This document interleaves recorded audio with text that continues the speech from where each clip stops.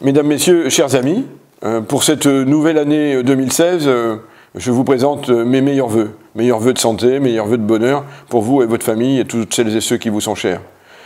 Mais en ce début d'année 2016, on ne peut ignorer ce qui s'est passé au cours de cette année 2015.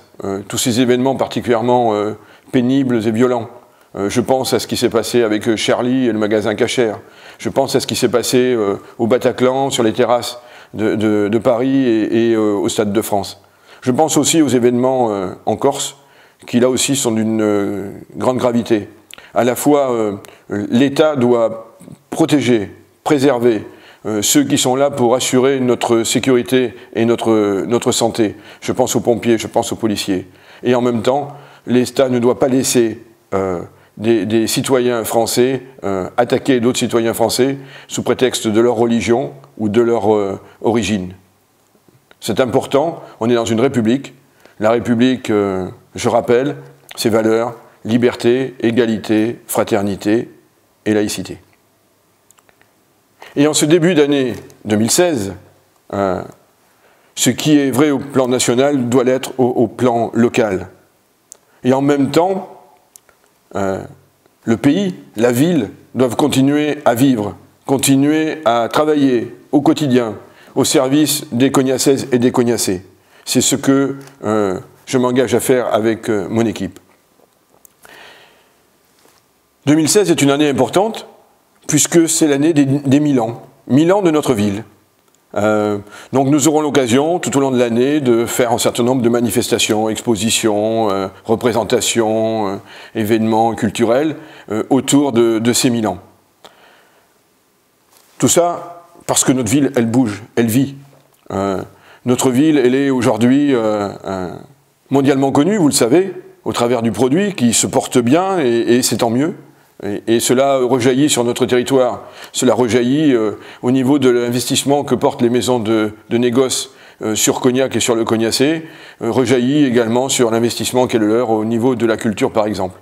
Mais la ville, en tant que ville, a travaillé sur l'amélioration de votre quotidien, de votre vie de tous les jours. C'est ce que nous faisons. Cognac, la ville, doit protéger ses citoyens, doit protéger ceux qui socialement sont en difficulté, doit protéger au niveau de la sécurité pour faire face à toutes les attaques dont les citoyens peuvent être les victimes. Cognac est aussi une ville qui a décidé d'associer les citoyens, vous le savez, aux décisions importantes qui sont les siennes. Nous avons des difficultés financières liées pour la quasi-totalité à la baisse des dotations de l'État. À ce titre, j'ai souhaité que les Cognacais soient partie prenante des décisions que nous allons devoir prendre, qui ne sont pas simples, mais qui devraient nous permettre, pour le budget 2016, de ne pas avoir à augmenter les impôts. Des propositions nous sont faites, nous y travaillons, et nous en apporterons les réponses dans les prochaines semaines.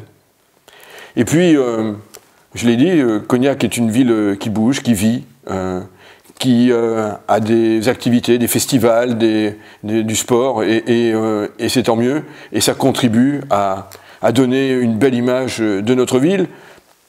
18 000 habitants, nous rapprochons des 19 000, pour la 3e année de suite, nous gagnons des habitants, j'espère bien qu'avant la fin de mon mandat, nous serons passés au-delà des 19 000 habitants.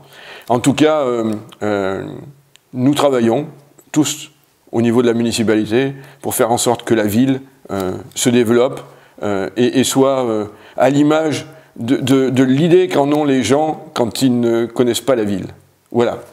Je vous renouvelle mes vœux pour l'année 2016.